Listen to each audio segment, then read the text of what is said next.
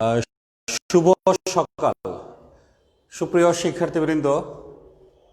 Honours তৃতীয় বর্ষের ক্লাসে তোমাদের সকলকে স্বাগত জানাচ্ছি। বিজয়ের মাসে তোমাদের সাথে এটি আমার প্রথম ক্লাস। বিজয়ের সকল শুভেচ্ছা জানাচ্ছি সকলকে। আশা করছি তোমরা সকলে ভালো আছো। যাই হোক, আজকে আমরা অনার্স তৃতীয় বর্ষের 23-15 কোডের দূরপ্রাচ্য ও দক্ষিণ পূর্ব এশিয়ার ইতিহাস এই কোর্সের আমরা যে বিষয়টি নিয়ে আলোচনা করব সেটি হচ্ছে কি ওয়াশিংটন সম্মেলন। ওয়াশিংটন সম্মেলন 1921-22, এই 21-22 সালে এই সম্মেলনটা আহুত হয়েছিল। আমরা আজকে দেখব 1921-22 সালে অনুষ্ঠিত হওয়া এই ওয়াশিংটন সম্মেলন কি প্রেক্ষাপটে এটা আহুত হয়েছিল বা কেনই বা এই সম্মেলনটা ডাকার প্রয়োজন পড়েছিল সেই জিনিসটা দেখব। তো প্রেক্ষাপট পাশাপাশি ওয়াশিংটন সম্মেলনে উপস্থিত রাষ্ট্রবর্গ কি কি বিষয়ে সিদ্ধান্ত নিয়েছিল বা চুক্তি সম্পাদন করেছিল সেই বিষয়গুলি আমরা মূলত দেখব এবং ওই চুক্তিগুলির গুরুত্ব বা তাৎপর্য কী ছিল। তাহলে ওয়াশিংটন সম্মেলনের প্রেক্ষাপট, সিদ্ধান্তসমূহ এবং আমরা এই চুক্তির বা সম্মেলনের তাৎপর্য কী ছিল সেই বিষয়গুলি আমরা দেখব। তো ওয়াশিংটন কোথায় সেটা তোমরা নিশ্চয়ই জানো, যেহেতু অনার্স তৃতীয় বর্ষে পড়ছো। ওয়াশিংটন হচ্ছে মার্কিন যুক্তরাষ্ট্রের একটি শহর। এই শহরে মূলত মার্কিন যুক্তরাষ্ট্র বা আমেরিকার উদ্যোগে এই সম্মেলনটি আহুত হয়েছিল বা আয়োজন করা হয়েছিল। ঐতিহাসিক ভিনাক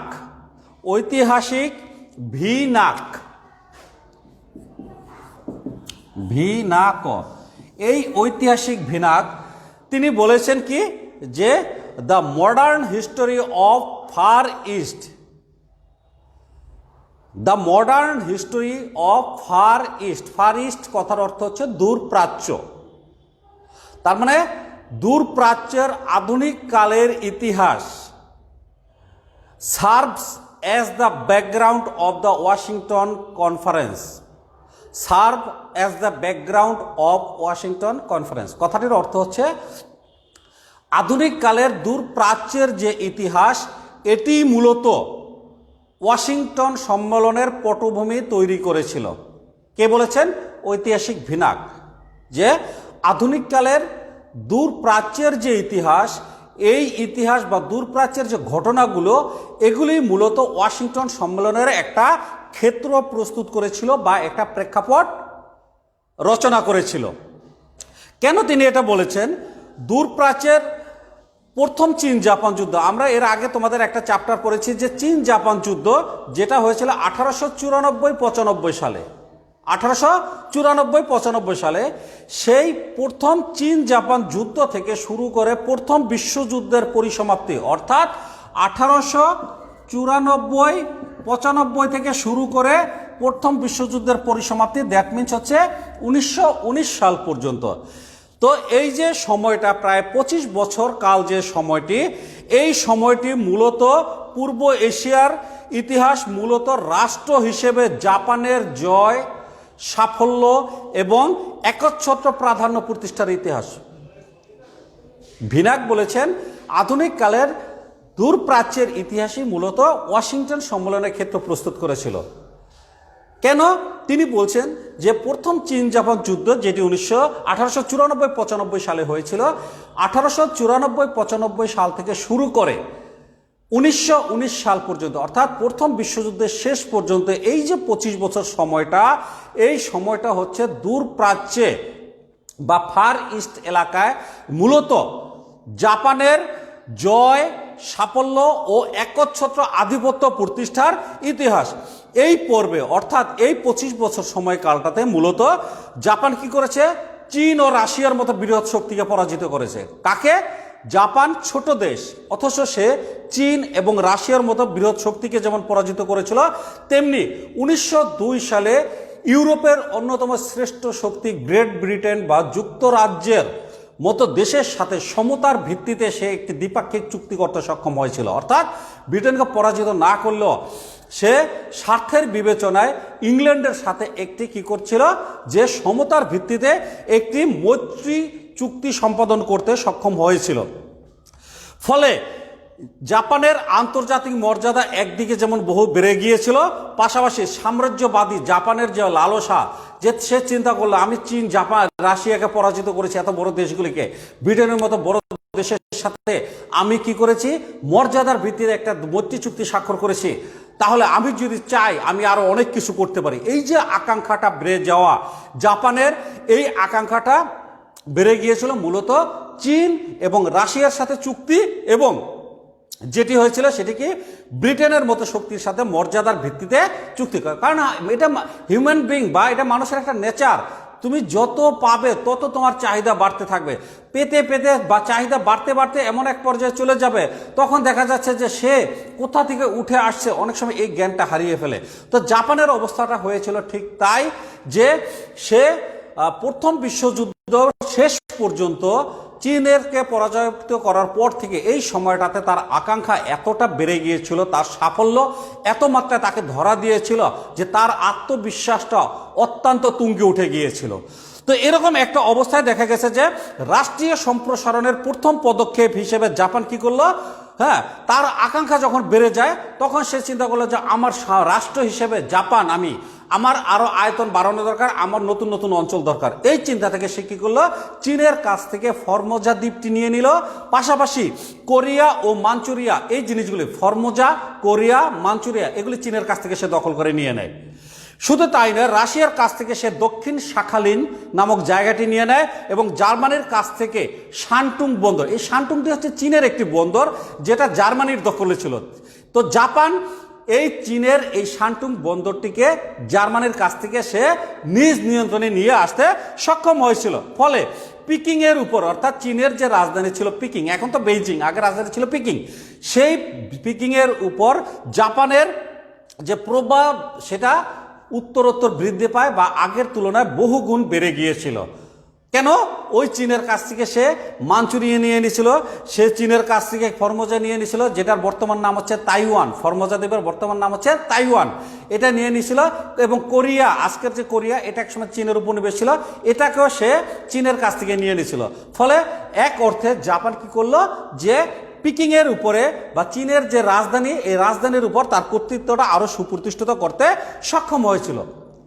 তাহলে কি দেখলাম আমরা, যে জাপানের আকাঙ্ক্ষা বেড়ে যাচ্ছে এবং আকাঙ্ক্ষা বাস্তবায়নের জন্য বা পূর্ণ করার জন্য সে ক্রমাগতভাবে বিভিন্ন অঞ্চল সে দখল করে নিচ্ছে। প্রথম মহাযুদ্ধের সময় জাপান চীনের উপর 21 দফা, এখন এই যে চীনের উপর বা পিকিং এর উপর যে তার কর্তৃত্বটা প্রতিষ্ঠিত হয়ে যায়, এটার আবার সুযোগটা নিয়েছে জাপান কখন, প্রথম বিশ্বযুদ্ধ যখন শুরু হয়। আমরা কিন্তু প্রেক্ষাপটটা পড়ছি যে কি কারণে ওয়াশিংটন সম্মেলন তৈরি হলো। মূলত মাথায় রাখো যে জাপানের ক্ষমতা অপ্রতিহত গতিতে বেড়ে যাচ্ছিল বিদায় মূলত জাপানকে নিয়ন্ত্রণ করার জন্য ওয়াশিংটন সম্মেলন হয়েছিল। তো কিভাবে জাপানের সক্ষম মানে শক্তি বৃদ্ধি পাচ্ছিল, আমরা সেই জিনিসটা দেখছি প্রেক্ষাপটের অংশে। তো সেটাই দেখা গেল যে প্রথম বিশ্বযুদ্ধের সময় জাপান কি করলো, চীনের উপর সুযোগ নিয়ে 21 দফা চাপিয়ে দেয় এবং চীনের কাছ থেকে বেশ কিছু অর্থনৈতিক সুবিধা সে আদায় করে নেয়। অর্থাৎ তার ওই যে বলা হলো যে পিকিং এর উপর কর্তৃত্ব প্রতিষ্ঠা করতে গিয়ে সে অনেকখানি সুযোগ সুবিধা জাপান কি করে চীনের কাছ থেকে নিয়ে নেয়, এবং প্রথম বিশ্বযুদ্ধে যা সময় জাপান এই সুযোগটা নিয়ে নিয়েছিল। এখন পূর্ব এশিয়া, জার্মানির উপনিবেশগুলি, পূর্ব এশিয়া বলতে আমরা যেটা বলবো যে দূর প্রাচ্য যেটাকে পড়ছি, এই পূর্ব এশিয়া বা দূর প্রাচ্যে জাপানের যে উপনিবেশগুলি ছিল, বিশেষ করে যে শানটুং অঞ্চল, এই শানটুং অঞ্চলে জাপানের একাধিপত্য প্রতিষ্ঠিত হয়। কেন? তার সাম্রাজ্যবাদী লালসা যখন বেড়ে যাচ্ছিল, জার্মানির কাছ থেকে সে এই শানটুং বন্দরটা নিয়ে নিয়েছিল। ফলে জাপানের অগ্রগতি ব্যাপকভাবে সাধিত হয় ওই সময়ে, অর্থাৎ প্রথম বিশ্বযুদ্ধের আগের কথা আমরা বলছি বা পূর্ব পর্যন্ত। প্রশান্ত মহাসাগরে অঞ্চলে, অর্থাৎ জাপান এই যে কাজগুলি করলো, চীন, কোরিয়া, এটা তো প্রশান্ত মহাসাগরীয় অঞ্চল, এই অঞ্চলে জাপানের যে একাধিপত্য প্রতিষ্ঠিত হচ্ছিল বা এই যে দ্রুত গতিতে তার যে অগ্রগতি সাধিত হচ্ছিল, এই জিনিসটা জাপানকে প্রতিহত করার মতো কেউ ছিল না। এবং একই সাথে জাপান শুধু উপনিবেশ না, এই সময়টাতে তার নৌ শক্তিটাকেও সে ব্যাপকভাবে বাড়িয়ে নেয়।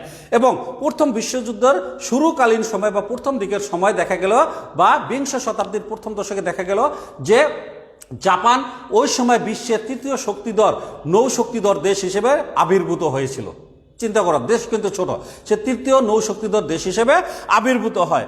কিন্তু এই যে বিভিন্ন অঞ্চল দখল, নৌ শক্তি বৃদ্ধি, সামরিক আধিপত্য বৃদ্ধি, এত কিছুর পরে ছোট দেশ জাপানকে কেউ ওই সময় প্রতিহত করার সক্ষমতা রাখেনি বা সাহস করেনি। কেন করেনি?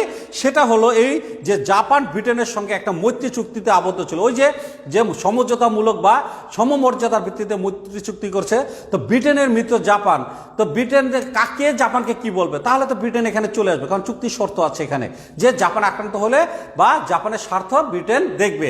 এই জন্য অন্য কোনো রাষ্ট্র, তৃতীয় কোনো রাষ্ট্র জাপানকে এই সময় বাধা দিতে সাহস পায়নি।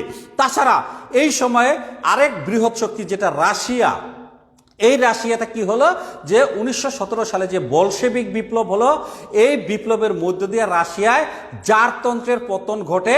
এবং ওখানে বলশেভিক বিপ্লব সম্পন্ন হলে এর আগ পর্যন্ত, বিপ্লবের আগ পর্যন্ত রাশিয়ার শাসক বা জার কর্তৃক যেই ধরনের সম্প্রসারণবাদী নীতি রাশিয়া এতদিন অনুসরণ করে আসছিল বা সাম্রাজ্য বিস্তারের যে নীতি জার সরকার গ্রহণ করেছিল, বলশেভিক বিপ্লবের ফলে লেনিন ক্ষমতা আসার পরে এই নীতি থেকে বা সম্প্রসারণবাদী নীতি থেকে রাশিয়া নিজেকে অনেকটা গুটিয়ে নিয়েছিল বা সরে এসেছিল। ফলে রাশিয়া ও জাপানের অগ্রগতি থেকে খুব একটা মাথা ঘামায়নি। এই সুযোগে জাপান তার শক্তি আরো বৃদ্ধি করে এবং জাপানের শক্তি বৃদ্ধিতে পাশ্চাত্য শক্তিবর্গ আতঙ্কিত বোধ করে। পাশ্চাত্য শক্তিবর্গ বলতে আমরা যেটাকে বুঝবো সেটা হচ্ছে আমেরিকা শুরু সহ যে ইউরোপীয় যে দেশগুলি, ইটালি, ব্রিটেন, এই বেলজিয়াম, এই দেশগুলি তারা কি করে যে জাপান যে হারে অপ্রতিহত গতিতে এগিয়ে যাচ্ছে এটাতে দেখে তারা নিজেরা কি করে আতঙ্কিত বোধ করে বা নিজেরা অনেকটা ভয় পেয়ে যায় ইউরোপীয় দেশগুলিতে। এই যে ভয় পেয়ে যাওয়াটা, এই ভয় পেয়ে যাওয়াটাও কিন্তু এই ওয়াশিংটন সম্মেলনকে আয়োজন করতে প্রভাবিত করেছিল আয়োজকদেরকে। তার মানে ভয় না পেলে, রাশিয়াকে নিয়ে জাপানকে নিয়ে মাথা ব্যথা না থাকলে কেউ হয়তো ওয়াশিংটন সম্মেলন আহত হতো না বা আহ্বান করতো না। এখন কথা হলো, তাহলে আমরা দেখলাম যে ওয়াশিংটন সম্মেলনটা হলো কোথায়? মার্কিন যুক্তরাষ্ট্রে। তাহলে মার্কিন যুক্তরাষ্ট্রের সাথে জাপানের সম্পর্কে কি? এই যে এতক্ষণ যেটা বললাম, কোথাও কিন্তু আমরা ওয়াশিংটনের কথা শুনি নাই বা আমেরিকার কথা শুনি নাই। শুনেছি চীনের কথা, রাশিয়ার কথা, তারপর কোরিয়ার কথা, এই যে জিনিসগুলো আমরা শুনলাম, কিন্তু এখানে তো আমেরিকার কথা শুনি নাই। তাহলে আমেরিকা কেন সম্মেলন ডাকলো? তাহলে আমরা একটু দেখে নিই যে জাপানের সাথে আমেরিকার দ্বিপাক্ষিক সম্পর্কটা কেমন ছিল বা পারস্পরিক সম্পর্কটা কেমন ছিল, সেটা যদি আমরা দেখতে চাই তাহলে আমরা দেখব যে জাপানের সাথে মার্কিন যুক্তরাষ্ট্রের সম্পর্কটা এক কথা যদি বলি তাহলে বলবো যে ভালোই ছিল, মন্দ ছিল না, ভালোই ছিল। কারণ মার্কিন যুক্তরাষ্ট্র এই সময় যখন জাপান এগিয়ে যাচ্ছে 1894 থেকে 1919 সাল, এই সময়টার মধ্যে জাপান যখন সম্প্রসারণবাদী নীতি অনুসরণ করে, সামরিক শক্তি বৃদ্ধি নীতি অনুসরণ করে এগিয়ে যাচ্ছে, তখন ইউরোপের যে দেশগুলি আতঙ্কিত হয়ে গেছিল তারাও সাম্রাজ্যবাদী নীতি অনুসরণ করতে ছিল বা করে আসছিল। কিন্তু আমেরিকা কিন্তু পাশ্চাত্যের বা ইউরোপের এই দেশগুলির মতো বিভিন্ন অঞ্চলে সাম্রাজ্য বিস্তারের মানসিকতা বা নীতি তখনও গ্রহণ করে নাই। কখন? 1919 সাল পর্যন্ত। মনে রাখতে হবে 1919 সাল পর্যন্ত। যেহেতু সে সাম্রাজ্যবাদী নীতি অনুসরণ করে নাই, তাহলে জাপান যদি সাম্রাজ্যবাদী নীতি অনুসরণ করে তাহলে আমেরিকার তেমন কোনো সমস্যা নেই। এই জন্য জাপানের সাথে আমেরিকার সম্পর্কটা কি ছিল? মোটামুটি স্থিতিশীল ছিল বা ভালো ছিল বা সহনশীল একটা অবস্থায় ছিল। এখন কথা হলো যে মার্কিন যুক্তরাষ্ট্র তাহলে তার নীতি কি ছিল? সে চাচ্ছিল কি সকল রাষ্ট্রের, অর্থাৎ পূর্ব এশিয়া বা দূর প্রাচ্য যে অঞ্চলটা, এই অঞ্চলটায় ইউরোপীয় সকল দেশ সহ মার্কিন যুক্তরাষ্ট্র নিজে, জাপান সবাই মিলে এই অঞ্চলে সমান সুযোগ ভোগ করুক। কোনো বিশেষ দেশের প্রতি তার কোনো হিংসা ছিল না বা কোনো ছিল না, দুর্বলতা ছিল না। এই জন্য সে চাচ্ছিল যে এই অঞ্চলটা হবে উন্মুক্ত, যার যা দরকার সে সবাই সমতার ভিত্তিতে এখানে বাণিজ্য করার সুযোগ পাবে। এবং এই চিন্তা থেকে মার্কিন যুক্তরাষ্ট্র কি করেছিল, যে জাপানের যে ওপেন পলিসি বা মুক্তদ্বার যে নীতিটা ছিল, এই নীতিটা ঘোষণা করেছিল। অর্থাৎ জাপানের উন্মুক্তকরণ যখন হয় তখন মার্কিন যুক্তরাষ্ট্র ঘোষণা করেছিল যে জাপান সকলের, যাদের দরকার তারা এখানে আসবে, বাণিজ্য করবে, কেউ কাউকে হস্তক্ষেপ করবে না। তার মানে সে চাচ্ছে সবাই এখানে সুযোগ সুবিধা নেক বা এখানে ব্যবসা বাণিজ্য করুক।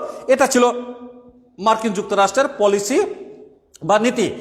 জাপানের ক্ষেত্রে আমেরিকা ও ব্রিটেন, এখন দেখো জাপানের ক্ষেত্রে আমেরিকা এবং ব্রিটেন,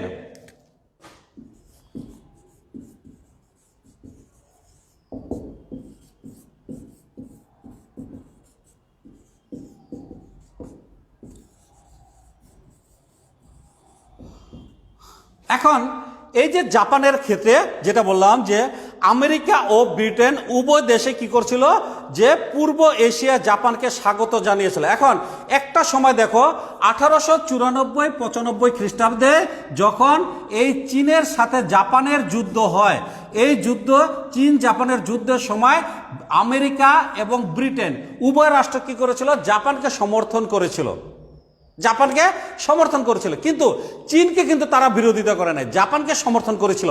কেন করেছিল তা আজকে যে জাপান যে এই অপ্রতিহত যে একটা অবস্থায় চলে এসেছে, একটি যে সাম্রাজ্যবাদী একটি শক্ত অবস্থানে চলে আসে, কেন এসেছে, তাকে কে প্রশ্রয় দিয়েছে?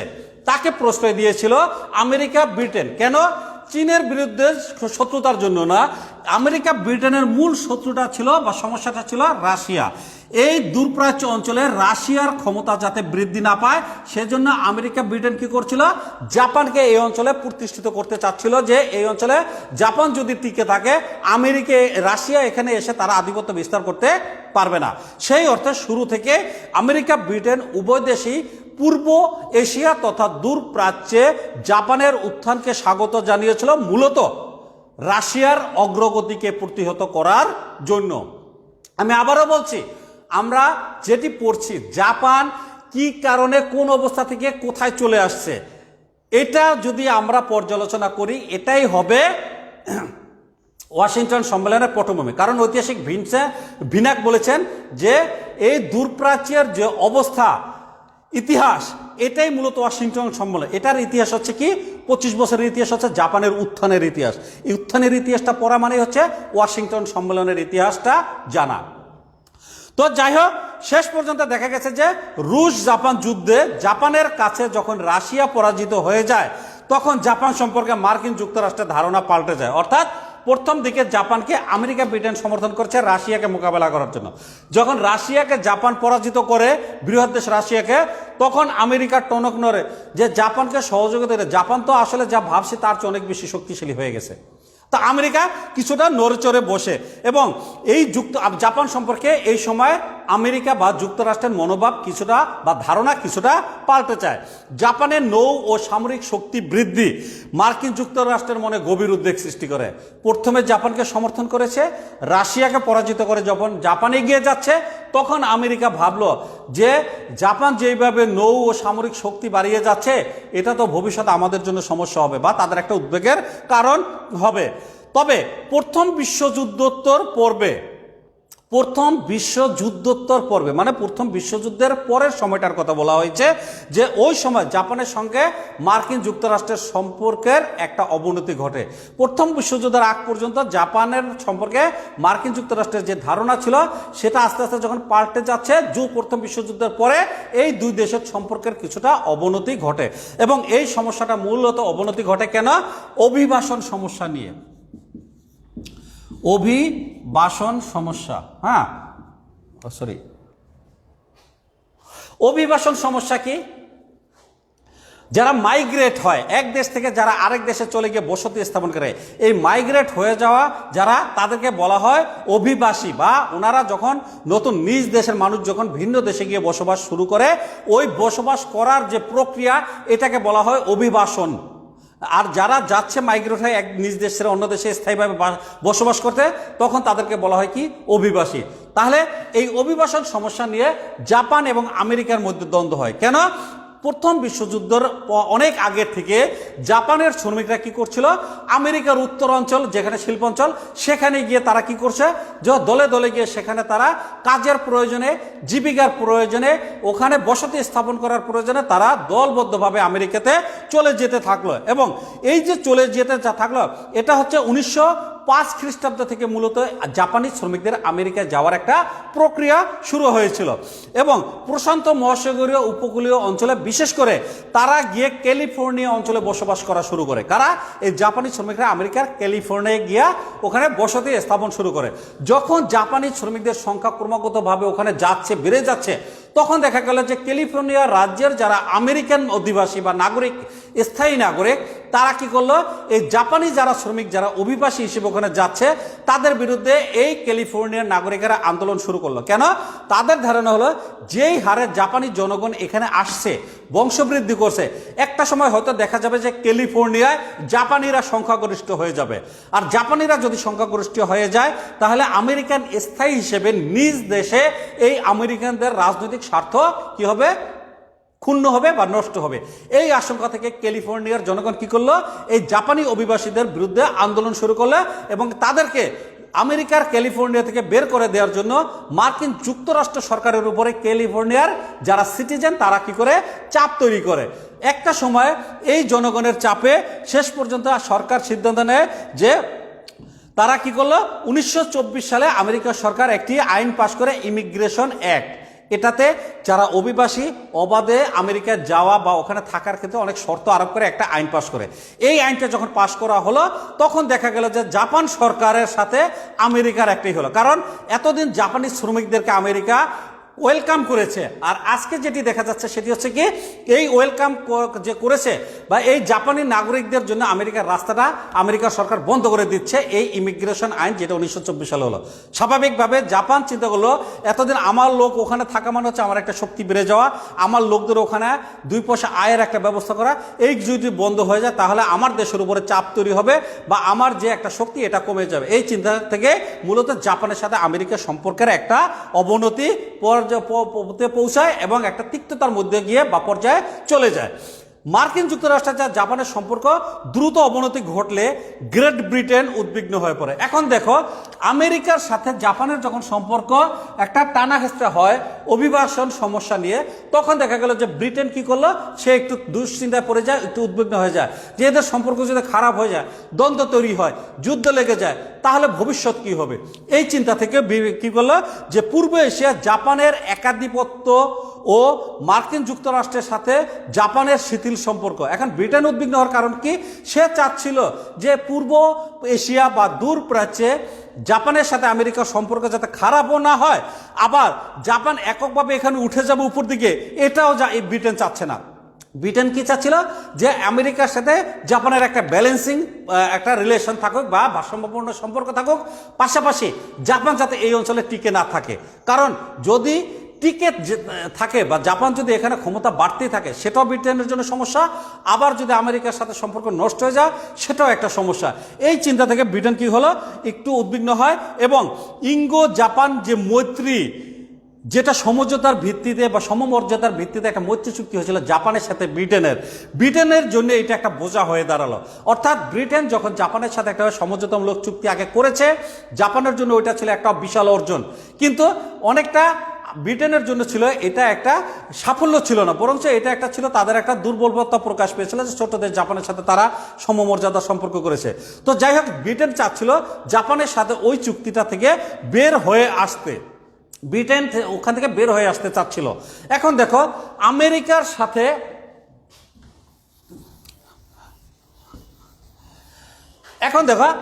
আমেরিকার সাথে জাপানের যে সম্পর্ক, ব্রিটেন চাচ্ছে এটা ব্যালেন্সিং থাকুক, আবার জাপান যাতে এখানে আরো বেশি ক্ষমতাশালী না হয়ে যায়, এটাও যাতে ব্রিটেন না হয়ে যায়, এটাও ব্রিটেন চাচ্ছিল জাপানের সাথে তার যে চুক্তি এটাকে ভেঙে দিতে, যে এটা রাখতে চাচ্ছিলেন, এটা একটা বোঝা হয়ে যাচ্ছিল। পাশাপাশি এখানে এসে দেখা গেল কি, এই কানাডার সাথে ব্রিটেনের একটা ভালো সম্পর্ক ছিল। এই কানাডা ক্রমাগতভাবে ব্রিটেনকে চাপ দিচ্ছিল যে তুমি জাপানের সাথে সন্ধিটা বা দ্বিপাক্ষিক যে সমঝোতার ভিত্তিতে যে মৈত্রী চুক্তি সেটা তুমি ভেঙে ফেলো। তো কানাডার চাপ মোকাবেলা করা এটাও ব্রিটেনের জন্য একটা সমস্যা হয়ে দাঁড়ালো। এরকম একটা অবস্থায় ব্রিটেন জাপানের সাথে চুক্তি বাতিল করার কোনো অজুহাত খুঁজে পাচ্ছিল না। সে চাচ্ছিল চুক্তিটা বাতিল করতে, যেটা মৈত্রী চুক্তি আগে হয়েছিল, কিন্তু কোনো সুযোগ সে পাচ্ছিল না।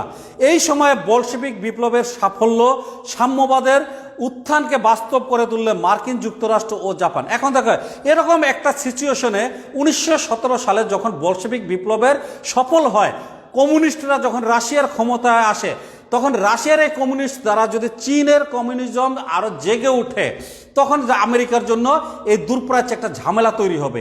এই চিন্তা থেকে আমেরিকা কি করলো, আবার সে জাপানের সাথে আবার কিছুটা কাছাকাছি আসার চেষ্টা করলো। অভিবাসন সমস্যা নিয়ে তো দূরত্ব তৈরি হয়েছে, তিক্ততা, পাশাপাশি কমিউনিজমের ভীতির কারণে আমেরিকা আবারও চাচ্ছে জাপানের সাথে তার একটা ভালো সম্পর্ক তৈরি হোক।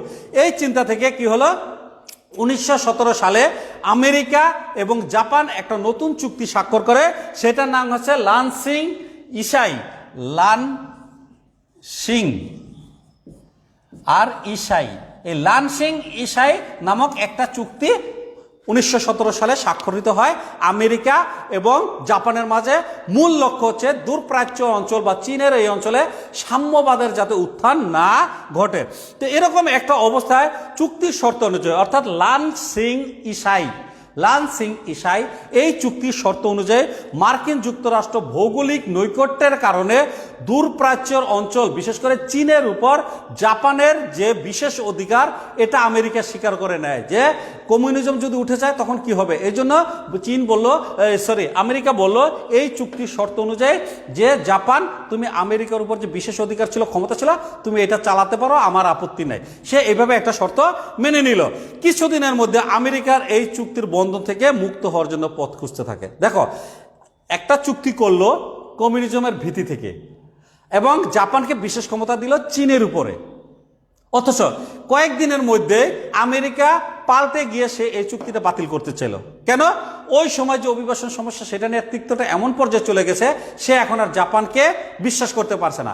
তাছাড়া রাশিয়া ওখানে সাম্যবাদে, ওখানে বলশেভিক বিপ্লব সফল হওয়ার পরে রাশিয়া যেহেতু সম্প্রসারণবাদী নীতি থেকে অনেকটা সরে গিয়েছিল, এই জন্য আমেরিকা অনেকটা নির্ভর হয়েছিল যে রাশিয়া এই অঞ্চলে ক্ষমতা বিস্তার করতে আসবে না। তো এরকম একটা জটিল ইকুয়েশনের মধ্য দিয়ে মূলত জাপানের সাথে আমেরিকার টান পূরণটা কন্টিনিউ হতে থাকে বা চলতে থাকে। তো পূর্ব এশিয়া জাপানের নৌশক্তি খর্ব করতে শেষ পর্যন্ত মার্কিন যে রাষ্ট্রপতি, তার নাম ছিল হার্ডিং, হ্যাঁ, মার্কিন রাষ্ট্রপতি হার্ডিং, তিনি কি করলেন যে 1921 সালের 12ই নভেম্বর তিনি রাজধানী ওয়াশিংটনে এক সম্মেলন, আমেরিকার রাজধানী ওয়াশিংটনে এক সম্মেলন আহ্বান করেন এবং সম্মেলনে অংশগ্রহণের জন্য বিশেষ গুরুত্বপূর্ণ শক্তিসমূহকে আমন্ত্রণ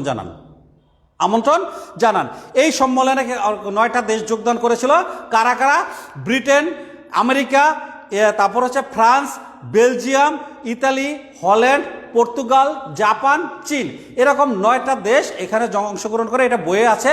তো এই 9টা দেশের অংশগ্রহণে শেষ পর্যন্ত 1921 সালের নভেম্বর মাস থেকে শুরু করে এটা কি হয় 1922 সাল পর্যন্ত, 22 সালের 2রা ফেব্রুয়ারি পর্যন্ত এই সম্মেলনটা স্থায়ী হয়। অর্থাৎ নভেম্বরের পরে ডিসেম্বর, জানুয়ারি, ফেব্রুয়ারি, প্রায় 3 মাস এই সম্মেলনটা এখানে অনুষ্ঠিত হয়।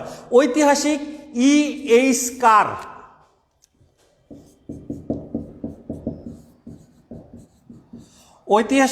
E.H. কার তিনি কি বলছেন, যে তিনি বলছেন সোভিয়েত রাশিয়ার অনুপস্থিতিতে। অথচ দেখো, এই যে 9টা দেশ, এখানে কিন্তু সোভিয়েত রাশিয়ার নাম নাই, অর্থাৎ সোভিয়েত রাশিয়াকে আমন্ত্রণ জানানো হয়নি এই সম্মেলনে।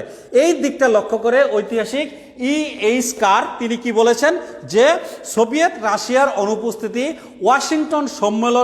ওয়াশিংটনে যে সম্মেলন আহুত হয়েছিল, এই সম্মেলনের যে একটা আন্তর্জাতিক চরিত্র, এই চরিত্রটাকে ম্লান করে দিয়েছিল। অর্থাৎ সোভিয়েত রাশিয়ার মতো বৃহৎ শক্তিকে বাদ দিয়ে যে সম্মেলন আহত হয়েছে, সেটা আন্তর্জাতিক রূপ লাভ করতে ব্যর্থ হয়েছে বলে E.H. কার মনে করেন। যাই হোক, এটা ব্যক্তি বিশেষের মতামত। তো আমরা যেটা দেখবো সেটা হচ্ছে 1921 সালের নভেম্বর থেকে 22 সালের 2রা ফেব্রুয়ারি পর্যন্ত 9টা দেশের উপস্থিতিতে যুক্তরাষ্ট্রের ওয়াশিংটনে আমেরিকার প্রেসিডেন্ট যে হার্ডিং, তার আহ্বানে একটা সম্মেলন আহ্বান করা হয় এবং এই সম্মেলনের মূল লক্ষ্য ছিল কি, জাপানের নৌশক্তি খর্ব করা। তাহলে আমরা এতক্ষণ যে প্রেক্ষাপট পড়লাম সেই প্রেক্ষাপটের মূল যে বিষয়গুলি সেটা দেখলাম। কি কারণে এই সম্মেলনটা আহত হয়েছিল? মূল কারণটা হচ্ছে জাপানের ক্ষমতা কিভাবে বেড়ে গিয়েছে, অন্য দেশ বিশেষ করে ব্রিটেন আমেরিকার জন্য জাপান কিভাবে মাথা ব্যথার কারণ হয়েছে, জাপানকে কিভাবে নিয়ন্ত্রণ করা যায়, এই প্রশ্নের উত্তর খুঁজতে গিয়ে একটা সম্মেলন আহ্বান করা হয়েছে এবং এটা লক্ষ্য ছিল জাপানের কর্তৃত্ব খর্ব করা এবং নৌশক্তির দিক থেকে জাপানের কে নিয়ন্ত্রিত করা। এটা ছিল তাদের মূল লক্ষ্য বা উদ্দেশ্য। কিসের উদ্দেশ্য? এই ওয়াশিংটন সম্মেলনের মূল লক্ষ্য বা উদ্দেশ্য ছিল সেটাই। এখন আমরা দেখব যে ওয়াশিংটন সম্মেলনের যে সিদ্ধান্ত সমূহ কি ছিল। ওয়াশিংটন সম্মেলন আমরা জানি 3 মাস ব্যাপী অনুষ্ঠিত হয়েছিল এবং এখানে মোট 7টি চুক্তি, এই সম্মেলনে মোট 7টি চুক্তি স্বাক্ষরিত হয়েছিল। কয়টি? 7 treaty has been signed in this conference। তার মানে 7টি চুক্তি এই সম্মেলনে স্বাক্ষরিত হয়েছিল। তো এই 7টি চুক্তি হলেও তার মধ্যে 3টা ছিল অত্যন্ত গুরুত্বপূর্ণ বা মুখ্য বা প্রধান চুক্তি। এই 3টি চুক্তি কি হচ্ছে?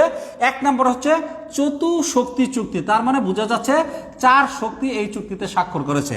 পঞ্চশক্তি চুক্তি, তার মানে এখানে 5 শক্তি স্বাক্ষর করেছে। আর 9 শক্তি চুক্তি মানে এখানে 9টি চুক্তি স্বাক্ষর করেছে। তাহলে আমরা প্রথম দিকে একটু দেখে নেই যে ওয়াশিংটন সম্মেলনের প্রধান উদ্দেশ্যই ছিল প্রশান্ত মহাসাগরীয় অঞ্চলে ভয়াবহ নৌ প্রতিদ্বন্দ্বিতার আশু সমাধান এবং দূর প্রাচ্য বা পূর্ব এশিয়ায় বিশেষ করে চীনকে কেন্দ্র করে যে রাজনৈতিক সংকট তৈরি হয়েছিল আমেরিকা, জাপান এবং ব্রিটেন ও রাশিয়ার মাঝে, এই জিনিসটার সমাধান করা ছিল ওয়াশিংটন সম্মেলনের মূল উদ্দেশ্য। প্রথমে দেখে নেব যে আমরা চতুশক্তি চুক্তিটা কি ছিল। এই চতুশক্তি চুক্তি দেখব যে 4টি দেশ, কারা কারা? মার্কিন যুক্তরাষ্ট্র, ইংল্যান্ড, ফ্রান্স, জাপান। যুক্তরাষ্ট্র, ব্রিটেন, ফ্রান্স ও জাপান। হ্যাঁ, এই 4টি দেশ এই চতুশক্তি চুক্তিতে অংশগ্রহণ করে এবং এই 4টি দেশের যে রাষ্ট্র তারা ঠিক করে যে প্রশান্ত মহাসাগরীয় যে অঞ্চলে তাদের পারস্পরিক যে স্বার্থ আছে, পারস্পরিক বলতে এই 4টা দেশের যে নিজস্ব স্বার্থ বা অধিকার আছে এটা তারা পারস্পরিকভাবে মেনে চলবে।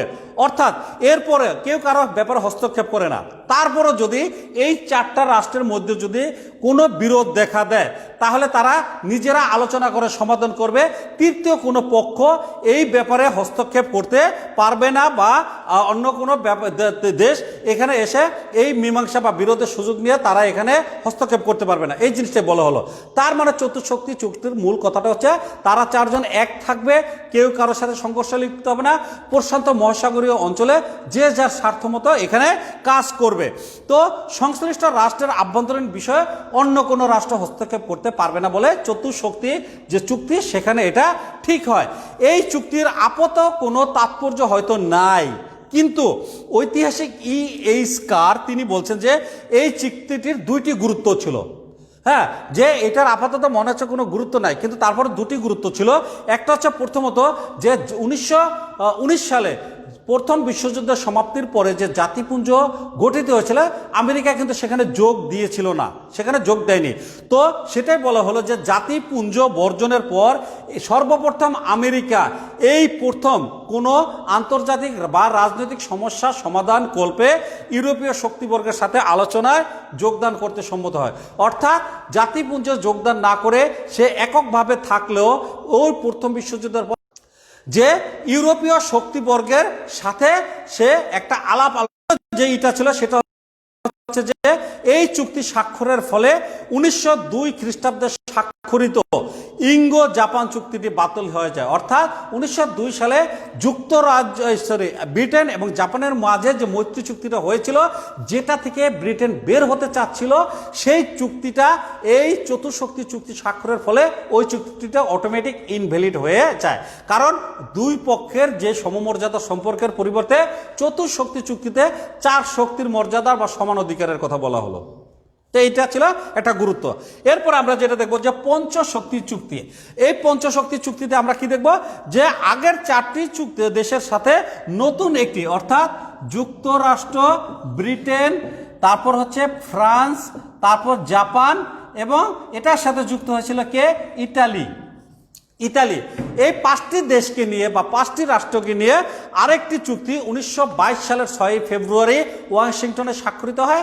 সেটাকে বলা হতো কি পঞ্চশক্তি চুক্তি বা 5 শক্তির চুক্তি। এই চুক্তির মূল সিদ্ধান্ত হয় 5টি দেশের মধ্যে অর্থাৎ যুক্তরাষ্ট্র, ব্রিটেন, ফ্রান্স, জাপান ও ইটালির মধ্যে সমরাস্ত্র, নৌবহর ও সমরাস্ত্র যুদ্ধের যে অস্ত্র, এই অস্ত্রের আয়তন ও পরিমাণ হ্রাস করা। যে 5টা দেশের ভিতরে একটা ভারসাম্য আনতে হবে নৌবহর এবং সমরাস্ত্রের। কোন ক্ষেত্রে? প্রশান্ত মহাসাগরীয় অঞ্চলে বিচরণের ক্ষেত্রে তাদের সামরিক অস্ত্রের ভিতরে একটা ভারসাম্য আনতে হবে। এবং চুক্তির সিদ্ধান্ত অনুযায়ী ঠিক হয় কি যে ব্রিটেনের থাকবে 5, তারপর আমেরিকার থাকবে 3, জাপানের থাকবে 3, ফ্রান্সের থাকবে 1.75, ইতালির থাকবে 1.75। আনুপাতিক হারে এটা হচ্ছে একটা রেশিও, এটা হচ্ছে কি একটা রেশিও 5:3:3:1.75:1.75। আনুপাতিক এই হারে, অর্থাৎ আমেরিকার যদি 5টি থাকে, ব্রিটেনের যদি 5টি থাকে, আমেরিকা ও জাপানের থাকবে 3টি করে। আমেরিকা জাপানের 3টি করে থাকলে ইটালি এবং ফ্রান্সে থাকবে 2টি করে তাদের সামরিক অস্ত্র। মানে এটা একটা রেশিও তারা দাঁড় করলো যে এই আনুপাতিক হারে তাদের থাকবে। এবং এর ফলে যে জিনিসটা দেখা গেল যে জাপানের নৌশক্তি ও মার্কিন যুক্তরাষ্ট্র, জাপানের নৌশক্তি, মার্কিন যুক্তরাষ্ট্র ও ব্রিটেনের যে সামরিক শক্তি তাদের 60% রাখার সুযোগ পায় কে? জাপান। অর্থাৎ ব্রিটেন ও আমেরিকার যেই পরিমাণের সমরাস্ত্র বা নৌবহর থাকবে আর জাপানের থাকবে তার 60%। অর্থাৎ ব্রিটেন আমেরিকার 10টা থাকবে, জাপানের থাকবে 6টা। ওদের 100টা থাকলে জাপানের থাকবে 60টা। এরকম একটা রেশিও এখানে ঠিক হয়। অর্থাৎ জাপানের প্রশান্ত মহাসাগরীয় নৌঘাঁটি, আরেকটি শর্ত ছিল এই পঞ্চশক্তি চুক্তির, সেটি হচ্ছে কি এই প্রশান্ত মহাসাগরীয় অঞ্চলে কোনো দেশ বা রাষ্ট্র নতুন করে কোনো নৌঘাঁটি বানাতে পারবে না। অর্থাৎ এই অঞ্চলের সামরিক উত্তেজনাটা হ্রাস করাই ছিল বা যুদ্ধংদেহী যে একটা অবস্থা বিরাজ করছিল সেটা হ্রাস করাই ছিল এই সম্মেলনের অন্যতম যে একটা উদ্দেশ্য। সেটা এখানে বলা হলো যে নতুন করে সামরিক ঘাঁটি তৈরি করা যাবে না। কেন? তাহলে অন্য দেশের মাঝে একটা উত্তেজনার সৃষ্টি হবে। পাশাপাশি মার্কিন যুক্তরাষ্ট্র ও ব্রিটেনের অর্থাৎ জাপানের নৌশক্তিকে এখানে সীমিত করে দেওয়া হলেও পাশাপাশি যদিও লক্ষ্য ছিল জাপানের সামরিক শক্তিকে সীমিত করা, এটা হলো জাপান অসন্তুষ্ট ছিল না সীমিত করা। কারণ একই সাথে জাপান কি করলো যে আমেরিকা ও ব্রিটেনের যে সামরিক শক্তি এটাকেও সে বললো যে তাদেরটাও সীমিত করে দিতে হবে এবং সেই হিসেবে তাদেরটাও সীমিত করে দেওয়া হয়। এই জন্য জাপান খুব একটা অসন্তুষ্ট এখানে ছিল না। তবে একটি বিষয় ভুললে চলবে না যে ব্রিটেনের সঙ্গে আসলে ব্রিটেনের সঙ্গে পাল্লা দেওয়ার যে সামরিক সক্ষমতা জাপান যতই উদীয়মান হোক সে কিন্তু তখন অর্জন করতে পারে নাই। এই জন্য জাপান এটা নিয়ে খুব একটা মাথা ব্যথা ছিল না। আর প্রশান্ত মহাসাগরীয় অঞ্চলটা যেহেতু ছিল জাপানের বিচরণ ক্ষেত্র, জাপান যেহেতু ইউরোপে যাবে না সেহেতু এই অঞ্চলে জাপান যা পেয়েছিল এই চুক্তির মধ্যে জাপান অনেকটাই সন্তুষ্ট হলো। তাহলে আমরা পঞ্চশক্তি চুক্তিতে যেটা দেখলাম যেখানে 5টি দেশ স্বাক্ষর করে এবং প্রত্যেকের নৌবহর ও সমরাস্ত্রের পরিমাণ আনুপাতিক হারে বেঁধে দেওয়া হয় এবং কেউ নতুন করে নৌঘাঁটি এখানে বানাতে পারবে না বলে ঠিক করা হয়। এবং যেটি করা হলো জাপানের সন্তুষ্টি এটা ছিল যে তার পাশাপাশি জাপানের পাশাপাশি ব্রিটেন ও আমেরিকার যে সামরিক শক্তি এটা একটা সীমিত আকারে বেঁধে দেওয়া হয়েছিল। তো এটা ছিল পঞ্চশক্তি চুক্তি। এরপরে আমরা যেটা দেখব 9 শক্তি চুক্তি। 9 শক্তি তার মানে 9টা দেশ। এই 9টা দেশ কারা? অর্থাৎ ওয়াশিংটন সম্মেলনে যে 9টা দেশ আহ্বান বা দাওয়াত পেয়েছিল এই 9টা দেশ, এটি হচ্ছে কি 9 শক্তি চুক্তি। এখন স্বাক্ষরকারী দেশগুলি এই চুক্তিতে চীনের সার্বভৌমত্ব, স্বাধীনতা, আঞ্চলিক অখণ্ডতা ও মুক্তদার নীতি মেনে চলতে প্রতিশ্রুতি দিয়েছিল। অর্থাৎ এই সম্মেলনে উপস্থিত 9টা দেশ তারা বলেছিল যে চীন একটা স্বাধীন দেশ, তার স্বাধীনতা থাকবে, তার আঞ্চলিক অখণ্ডতা থাকবে এবং তার যে মুক্ত দ্বার নীতি অর্থাৎ অন্য দেশ চীনে গিয়ে যে ব্যবসা বাণিজ্য করবে 9টা দেশের জন্য এই জিনিসটা উন্মুক্ত থাকবে। বিনিময়ে চীনের স্বাধীনতা তারা বহাল রাখবে বা চীনের ব্যাপারে হস্তক্ষেপ করবে না। চীনের অখণ্ডতা, মুক্তদ্বার মেনে নিতে চলার যে একটা প্রতিশ্রুতি এই 9টি শক্তি তারা চীনকে দিয়েছিল। চীনের বর্তমান পরিস্থিতির সুযোগ নিয়ে এবং ওই 9 শক্তির যে চুক্তি সেখানে আরও বলা হলো চীন একটা কঠিন সময় যাচ্ছে, সে জাপানের সাথে পরাজিত হয়েছে, তার আভ্যন্তরীণ অবস্থা খুব বিপর্যস্ত। চীনের এই বিপর্যস্ত অবস্থার সুযোগ নিয়ে কোনো দেশ চীনের কাছ থেকে এমন কোনো অধিকার দাবি দাবি করতে পারবে না বা আদায় করতে পারবে না যা অন্যের পক্ষের ক্ষতির কারণ হয়। যেমন এক্সাম্পল, কোনো দেশ জাপান গিয়ে চীনকে বললো তোমার এই দুটো প্রদেশ আমি নিয়ে যাব। এখন এটা নিতে গেলে দেখা যাবে যে ওই দুটো প্রদেশের সাথে ওখানে ইতালির সাথে একটা বাণিজ্যিক যোগাযোগ আছে, তার মানে ইতালি ক্ষতিগ্রস্ত হচ্ছে। সেটাই বলা হলো যে চীনের এই দুর্বলতার সুযোগ নিয়ে কোনো দেশ চীনের কাছ থেকে এমন কোনো অধিকার আদায় করবে না যাতে এই 9 শক্তির দেশের অন্য কোনো দেশ এই আদায়কৃত অধিকার দ্বারা ক্ষতিগ্রস্ত হয়। অর্থাৎ প্রত্যেকটা দেশ, 9টা দেশ তারা কি করবে, পারস্পরিক তারা সমঝোতার ভিত্তিতে, সম অধিকারের ভিত্তিতে তারা এই চীনে মুক্ত দ্বার নীতি অনুসরণ করে ব্যবসা বাণিজ্য করবে বলে সিদ্ধান্ত হয়। এর ফলে চীন যথেষ্ট লাভবান হয়েছিল। কেন?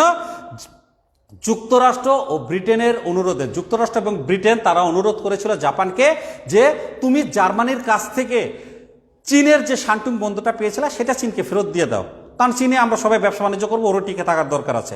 এরকম একটা অবস্থা থেকে শেষ পর্যন্ত জাপান, আমেরিকা, ব্রিটেনের অনুরোধে শান্টুং বন্দরটা চীনকে ফেরত দিয়েছিল। আর এর ফলে চীনের লাভ হলো এইটা, জার্মানি শান্টুং বন্দরে যে বিনিয়োগগুলি করেছিল সেই বিনিয়োগের সহ এই অর্থকরী বা সম্পদগুলি চীন পেয়েছিল। বিনিময়ে জাপানকে 1 টাকাও দিতে হয়নি। কাকে? চীনকে, জাপানকে 1 টাকাও দিতে হয়নি। তো এরকম একটা অবস্থার ফলে দেখা গেল যে এছাড়া সাইবেরিয়া সম্পর্কে জাপান এই 9 শক্তির চুক্তিতে জাপান একটা ঘোষণা দিয়েছে যে জাপানে সাইবেরিয়া অঞ্চল, যেটা রাশিয়ার সীমান্তবর্তী অঞ্চল, সেখানে বলা হলো, জাপান বলল যে সাইবেরিয়া অঞ্চলে আমার কোনো সম্প্রসারণবাদের নীতির মানে ইচ্ছা নাই বা সাম্রাজ্য সম্প্রসারণের ইচ্ছা নাই, ভবিষ্যতে যখন সুযোগ পাবো আমি ওখান থেকে নিজে চলে আসব। তো এভাবে করে মূলত 9টা শক্তি যে চুক্তি, সেখানে দেখব সকলে চীনকে টিকিয়ে রাখার পক্ষে ঐক্যমত্য হয়, সকলে চীনের সমান অধিকারের ভিত্তিতে সুযোগ লাভ, ব্যবসা বাণিজ্য করবে, মুক্ত দ্বার নীতি অনুসরণ করে। কোনো দেশ এমন কাজ করবে না যাতে এই 9 শক্তি দেশের অন্য কোনো দেশের আর্থিক ক্ষতি হয়। তাছাড়া চীনেরও লাভবান হয়েছিল, এটা সে শান্টুং বন্দরটা ফেরত পেয়েছিল। তো এইভাবে মূলত এই 3টা চুক্তি ছিল ওয়াশিংটন সম্মেলনের মূল চুক্তি। বাকি 4টা ছিল ওগুলি ছোটোখাটো চুক্তি, ওগুলি আলোচনার জন্য ও তেমন কিছু ছিল না। তো মোট 7টি ওয়াশিংটন সম্মেলনে 7টি চুক্তি স্বাক্ষরিত হয়, তার মধ্যে প্রধান ছিল 3টি। এই 3টির ধারাগুলি তোমরা একটু পড়বা, বিষয়টা আরও স্পষ্ট হয়ে যাবে।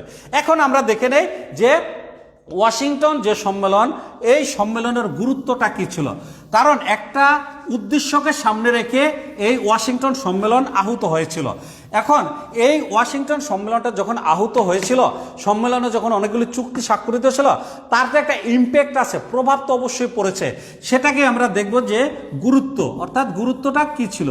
এই গুরুত্বটা যদি আমরা দেখতে যাই, তখন আমরা দেখব যে আধুনিক পূর্ব এশিয়ার ইতিহাসে এই ওয়াশিংটন সম্মেলনটি একটি সফলতম সম্মেলন হিসেবে বিবেচিত হচ্ছে বা চিহ্নিত হয়ে আছে। E.H. কার, ঐতিহাসিক, তিনি বলেছেন যে ওয়াশিংটন সম্মেলন সফল হয়েছিল। অর্থাৎ ঐতিহাসিক E.H. কার ওয়াশিংটন সম্মেলনের বিভিন্ন ধারা, উপধারা, বিভিন্ন দেশের স্বার্থ, অসুবিধা, এগুলো বিবেচনা করে বলছেন যে সব মিলিয়ে যে ওয়াশিংটন সম্মেলনটা সফল হয়েছে বলে তিনি মত দিয়েছেন।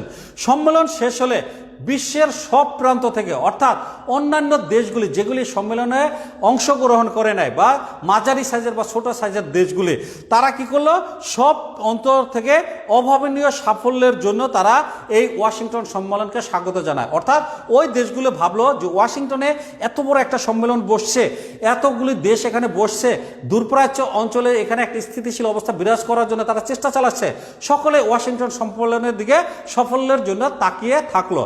তো এটা এই সম্মেলনকে একটা আলাদা একটা ইমেজ দিয়েছিল বা আলাদা একটা গুরুত্ব সৃষ্টি করেছিল, সেটাই বলেছেন।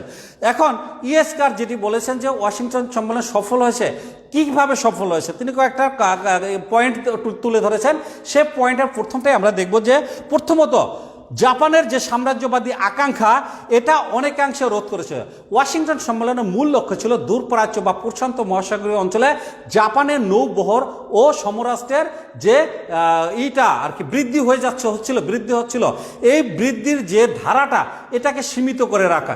সেই দিকটা যদি বিবেচনা করা যায় তাহলে বলা হবে যে ওয়াশিংটন সম্মেলনের মাধ্যমে সামরিক শক্তি আনুপাতিক হারে বেঁধে দেওয়ার ফলে জাপানের কি হয়েছিল যে ক্ষমতা অনেকটা রোধ করা সক্ষম হয়েছিল বা সফল হয়েছিল।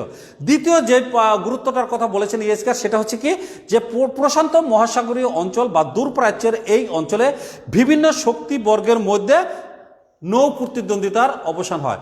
যেহেতু সামরিক শক্তির পরিমাণ বেঁধে দেওয়া হয়েছে, নতুন করে ঘাঁটি তৈরি করা যাবে না, এই ধরনের পয়েন্টের ফলে কি হলো, এখানে নৌ প্রতিদ্বন্দ্বিতার বিভিন্ন দেশের মধ্যে যেটা চলে আসছিল সেটার অবসান ঘটে এবং এর ফলে দূরপ্রাচ্যের উত্তেজনা সাময়িকভাবে হ্রাস পায়। তৃতীয় যে গুরুত্ব সেটার কথা বলা হলো যে এর ফলে জাপান চীনকে শান্টুং বন্দর ফিরিয়ে দেয়। এর ফলে দূরপ্রাচ্য বা পূর্ব এশিয়ার রাজনৈতিক স্থিতিশীল অবস্থা ফিরে আসে। এছাড়া 9 শক্তির চুক্তির দ্বারা চীনের জাতীয় নিরাপত্তা ও রাষ্ট্রীয় অখণ্ডতা সুরক্ষিত হয় বলে এখানে কেউ কেউ মত প্রকাশ করেছেন। তাছাড়া বাণিজ্য ও শিল্পের ক্ষেত্রে চীনের সর্বত্র সমান সুযোগ সুবিধার জন্য সকল রাষ্ট্রের জন্য পথ প্রস্তুত হয়। তার মানে চীনেরও স্বার্থ সুরক্ষিত হয় এবং মুক্তদ্বার নীতি বহাল থাকার কারণে সকল দেশের জন্য সমান সুযোগ সৃষ্টি হয়। তারপর এখন দেখো এই যে 3টা গুরুত্ব, এগুলিকে আমরা অস্বীকার করতে পারি না, ইয়েস্কার তুলে ধরছেন। এর বাইরে আরেকজন ঐতিহাসিক ছিলেন, তার নাম ছিল কি রিচার্ড স্টোরি। তিনি বলছেন যে চীন ভার্সাই সন্ধিতে যে সন্তুষ্টি লাভে ব্যর্থ হয়েছিল, ওয়াশিংটন সম্মেলনের মাধ্যমে চীনের সেই সন্তুষ্টি লাভ হয়েছে। অর্থাৎ এই যে রিচার্ড স্টোরি যেটি বলতে চেয়েছেন সেটি হচ্ছে যে এই সম্মেলনটা হয়তো মনে হচ্ছে চীন খুব বেশি পায়নি, কিন্তু তার স্বাধীনতা সার্বভৌমত্ব অখণ্ড থাকবে এই প্রতিশ্রুতির বিনিময়ে ভার্সাই সন্ধিতে চীন যতটুকু অসন্তুষ্ট হয়েছিল বা চীনের দাবি উপেক্ষা করেছিল, ওয়াশিংটন সম্মেলনে আসলে সেরকম উপেক্ষা করা হয় নাই, বরঞ্চ চীনের স্বার্থকে এখানে প্রাধান্য দেওয়া হয়েছিল। তো এই ছিল আমাদের গুরুত্ব। তো প্রিয় শিক্ষার্থীবৃন্দ, আমরা এখানে যেটি আলোচনা করলাম আজকে, এই ওয়াশিংটন সম্মেলনের প্রেক্ষাপটটা কি? প্রেক্ষাপটটা হচ্ছে এই অঞ্চলে জাপানের ক্ষমতা কিভাবে বৃদ্ধি পেয়েছে 1894 সাল থেকে, সেই জিনিসটাই মূলত ওয়াশিংটন সম্মেলন ডাকতে আয়োজকদের বাধ্য করেছিল। তো আমরা প্রেক্ষাপটে জাপানের উত্তর ক্ষমতা বৃদ্ধি বা সামরিক শক্তি বৃদ্ধির যে ধারাগুলি, ঘটনাগুলি, এই জিনিসগুলি আমরা আলোচনা করেছি। একই সাথে আমরাও সম্মেলনে কি কি সিদ্ধান্ত গৃহীত হয়েছে, 3টা প্রধান চুক্তির শর্তগুলি আমরা এখানে আলোচনা করেছি।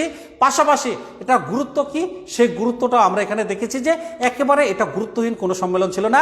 কিছুদিনের জন্য হলো প্রশান্ত মহাসাগরীয় অঞ্চলে এই ওয়াশিংটন সম্মেলনটা কি করেছিল, একটা অসুস্থ নৌ শক্তি বৃদ্ধির যে প্রতিযোগিতা সেটাকে বন্ধ রাখতে সক্ষম হয়েছিল। তো আশা করি তোমরা বাসায় বসে এই জিনিসটা আরও সুন্দর করে পড়লে আরও ক্লিয়ার হবে। না বুঝলে আমার সাথে যোগাযোগ করবে, আমি চেষ্টা করব তোমাদেরকে সমাধান করে দিতে। সকলে স্বাস্থ্যবিধি মেনে ঘরে থাকো, সুস্থ থাকো, নিয়মিত পড়াশোনা করো। সকলে সুস্বাস্থ্য কামনা করে শেষ করছি।